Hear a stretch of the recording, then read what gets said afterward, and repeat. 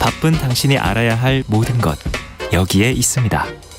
KBS 1라디오 김성환의 시사야. 어제 국회 문화체육관광위원회가 전체회의를 열고 허위 조작 보도에 최대 5배의 손해배상을 하도록 하는 내용의 언론중재법 개정안을 심의했지만 여야 간 의견을 좁히지 못했습니다. 정의당도 반대 당론을 채택한 가운데 민주당은 이달 중에 본회의 처리를 하겠다 이렇게 지금 못 받고 있는 상황인데요. 반면에 국민의힘은 언론통제 시도라며 강하게 반발하고 있는 상황이기도 합니다. 문화체육관광위원회 소속 민주당 김승원 의원 연결해서 말씀드렸던 지금 언론중재법 개정과 관련 논의 어떻게 진행되고 있는지 얘기 나눠보겠습니다. 의원님 안녕하십니까? 네, 안녕하세요. 네. 저 김승원입니다. 네, 반갑습니다. 어제 문체위 회의가 어떻게 진행됐는지 전체회의 분위기가 어땠는지부터 먼저 말씀해 주시면 좋겠어요. 네, 법안 소위 포함해서 6번째 회의였는데요. 한 5시간 동안 여야가 계속 논의를 했었는데 그런 것 같습니다. 민주당은 가짜뉴스로 인한 국민의 피해를 어떻게 회복할 것이냐 거기에 이제 방점을 두고 말씀을 많이 하셨고요. 네. 야당인 국민의힘은 언론의 보도, 관행대로의 그런 보도가 그래도 언론 자유의 이름으로 최대한 지켜져야 되는 것이 아니냐. 그런 곳에 이제 중점을 두고 얘기를 하신 것 같아요. 그래서 거의 평행선을 달렸다라고 종합적으로 말씀드릴 수 있을 것 같습니다. 접점이 전혀 없었습니까? 합의되기가 접점이 정말 좀 거의 없었습니다. 그럼 민주당은 네. 지금 민주당 단독으로 본회의에서 처리하겠다 이런 얘기도 하고 있지 않습니까? 그 의지는 변함이 없는 겁니까?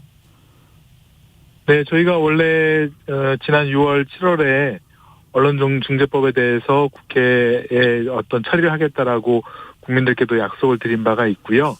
야당의 요구에 의해서 그 중간에 간담회도 하고 법안 소위도 두 차례 더 했었는데요. 이제는 각 조항에 대해서 또 전반적인 언론중재법에 대해서 국회법에 정해진 바에 따라 표결을 해야 될 그런 시기도 오지 않았나 이렇게 생각이 됩니다. 네. 일단 야권이 주장하고 있는 바를 통해서 의원님의 얘기를 좀 들어보고 싶은데요. 국민의힘에서는 이렇게 얘기합니다. 언론 오보에 대한 책임은 민법과 형법에 있는 손해배상죄, 모욕죄, 명예훼손죄로도 물어도 충분히 가능하다. 이렇게 네. 얘기를 하고 있거든요. 의원님께서는 네. 판사 출신이기도 하시잖아요. 이런 네. 내용들을 잘 알고 계실 테니까 이거 가지고 부족하다고 보는 겁니까? 네. 지금 작년 1년만 해도 언론 가짜 뉴스로 인한 피해를 호소하시면서 언론중재위의 신청 건수가 4,000건이 넘었거든요. 네. 근데 이제 이런 분들과 제가 이제 변호사일 때도 상담을 해드리면 예컨대 오보로 인한 명예훼손죄는 주로 대부분 한 200~300만 원의 벌금형이고요. 그다음에 이제 민법상 그런 손해배상 청구를 했을 때 한 50%가 500만 원 이내의 배상액을 결정이 됩니다. 네. 그런 얘기를 안내해드리면 언론 피해를 입으신 분들이 그냥 포기를 해버립니다. 그렇게 수년간 거대 언론을 상대로 약자인 국민이 소송을 하건 뭐를 하건 그 정도로는 충분한 피해 회복이 되지 않아서 웬만한 분들은 다 포기를 하시거든요. 네. 그래서 그거에 대한 국민에 대한 피해를 충분하게 회복시켜드리고 또 언론도 가짜뉴스로 얻는 부당한 이득에 대해서는 이게 환수당한다라는 그런 일반 예방적 효과를 기울이기 위해서는 불법이 가중된 거에 대해서는 가중된 책임을 져야 된다.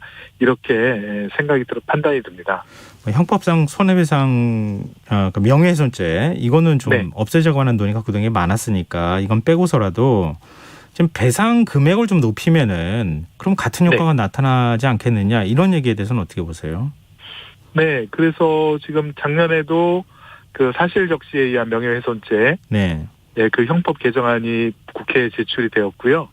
또 올해 저희 민주당에서도 사실 적시 명예훼손죄 폐지 법안이 나왔습니다. 그래서 사실을 보도하는 언론에 대해서는 저희도 충분히 보호를 해드리고요. 네. 다만 이 언론개정법은 지금 10년 만의 개정인데 네. 그 대상이 가짜뉴스입니다. 허위보도, 조작된 보도인데요. 그 허위보도, 조작보도의 대상이 된 피해자인 국민의 그런 인격권이라든가 재산권을 꼭 지켜드리고 또 회복시켜드리기 위한 법안이라고 이해를 해주시면 좋겠습니다. 네. 그러니까 기존의 명예훼손이나 기존의 이제 그 오보로 인한 피해 이거 외에 허위 조작 뉴스로 인해서 훨씬 더 큰 피해를 입혔을 때 지금 손해배상 금액을 대폭 높이겠다. 이제 이런 거라는 의미잖아요. 네, 그렇습니다. 네. 근데 국민의힘은 또 이렇게 얘기합니다. 개정안을 처리하려는 의도가 순수하지 못하다고 보고 있는 것 같아요. 대선을 네. 앞두고 정부의 비판적인 기능을 언론이 하지 못하도록 언론을 틀어막겠다. 이렇게 지금 비판하고 있거든요. 이런 주장에 대해서는 어떻게 보세요? 사실은 이 언론중재법 개정 전에도 우리 조금 2016년도에 박근혜 정부 때 보면 그 정윤회 문건을 보도한 세계일보 있지 않습니까? 네. 그 대표이사라든가 편집국장 기자 6명을 고소한 적이 있습니다. 네.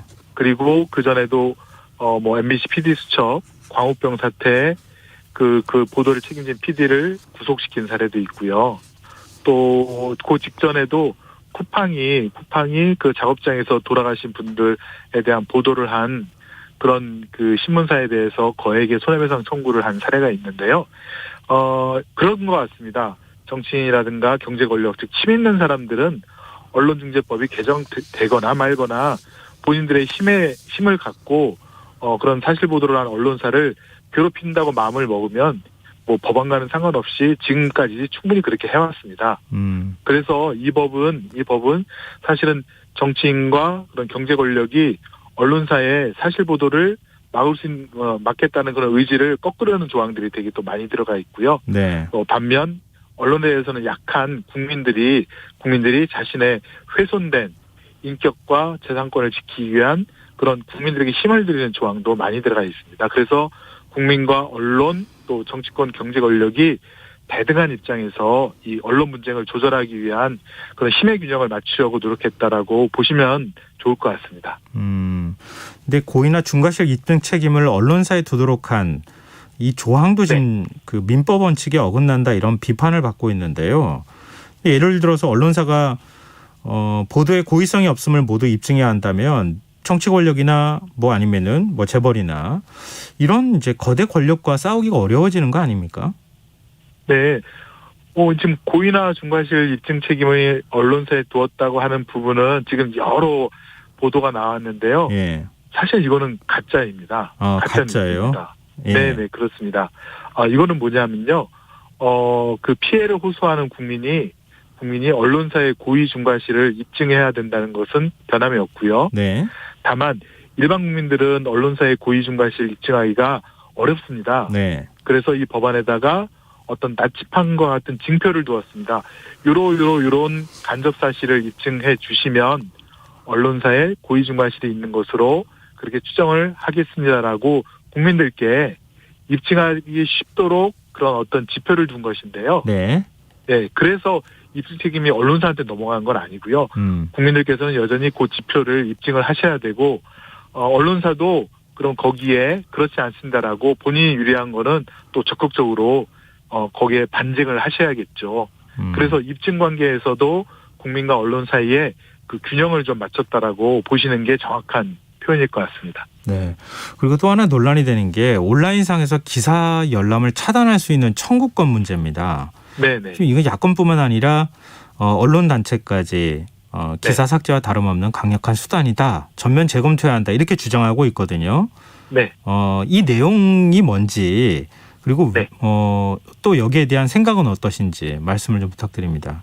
네, 일단은 그 허위 보도로 인해서 피해를 입었다고 생각하시는 국민께서 언론중재위에다 이러한 기사 때문에 내가 기본권의 침해를 당했으니 이 기사가 널리 퍼져나가는 거를 일단은 좀 막아주십시오라고 네. 기사가 다른 사람들한테 읽혀지는 것을 막아달라고 차단하는 청구권입니다. 네.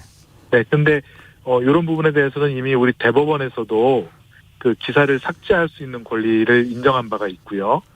그다음에 언론중재위원회에서도 기사 이 가짜뉴스가 빠르게 또 무한대로 퍼져나가는 거를 일단 막을 필요도 있다라는 그런 의견을 표명한 적이 있어서 그것을 우리 지금 법안에 도입을 한 것인데요.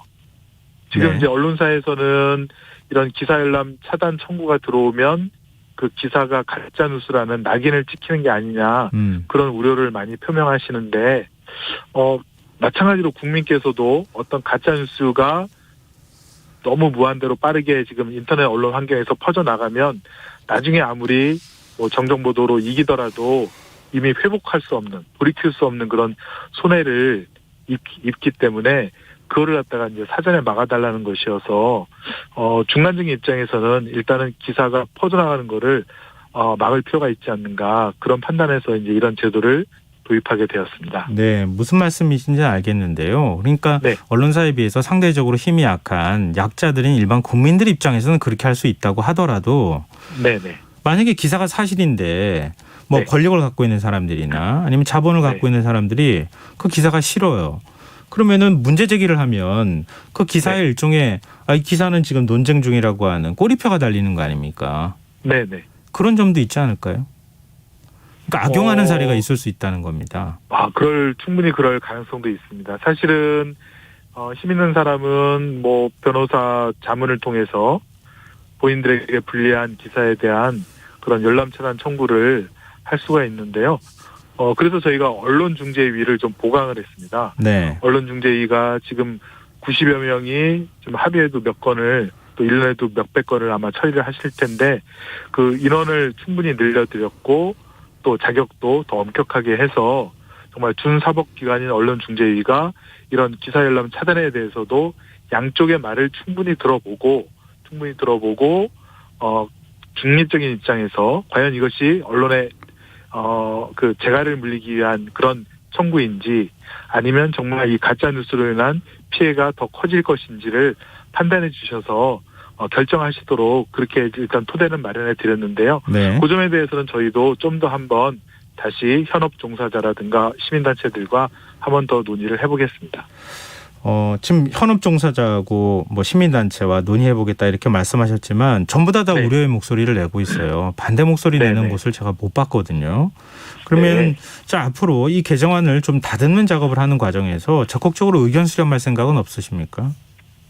네, 지금 저희가 이 개정안을 지금 의결하기 위해서 지금 언론 단체라든가 시민단체 10여 곳과 예. 한 10여 차례 정도 그 전에도 계약 간담회를 쭉 해왔었고요. 네. 또 계속해서 이제 뭐 오늘도 만나서 그런 우려하는 점에 대해서 서로 이제 논의를 했는데요. 그런 거에 대해서는 이 법안이 최종안이 의결될 때까지 계속해서 그런 듣는 노력을 게을리하지 않겠습니다. 네. 국민의힘 김기현 원내대표는 180석 힘믿고 마구잡이로 내지르고 있다. 이렇게 지금 강행 처리에 대해 하는 의도를 내비치는 것에 대해서 비판하고 있거든요. 민주당이 의석으로 밀어붙이게 될 경우에 좀 역풍이 불 가능성은 없겠습니까? 지금 이 법안이 처음 발의된 때가 작년 6월이었습니다. 네. 지금 벌써 1년 2개월이 지났는데요. 그동안 아까도 말씀드렸듯이 법안 소위 5번, 전체회의 1번, 그리고 많은 간담회와 토론 등을 거쳤는데, 벌써 이 하나의 법안을 갖고 5번 이상 논의하는 게 사실은 정말 일반적이지 않고 굉장히 노력을 많이 기울였다는 것인데요. 네. 이제는 이제 식물국회가 안 되려면 국회법에 정해진 대로, 다수결의 원칙에 의해서, 표결을 하되 다만 야당이라든가 언론단체에서 우려하는 부분들도 저희 법안에 일부라도 수용될 수 있도록 하는 그런 노력을 더 한번 기울이도록 하겠습니다. 네, 알겠습니다. 오늘 말씀 여기까지 듣겠습니다. 고맙습니다. 네, 고맙습니다. 네, 지금까지 민주당 김승원 의원이었습니다.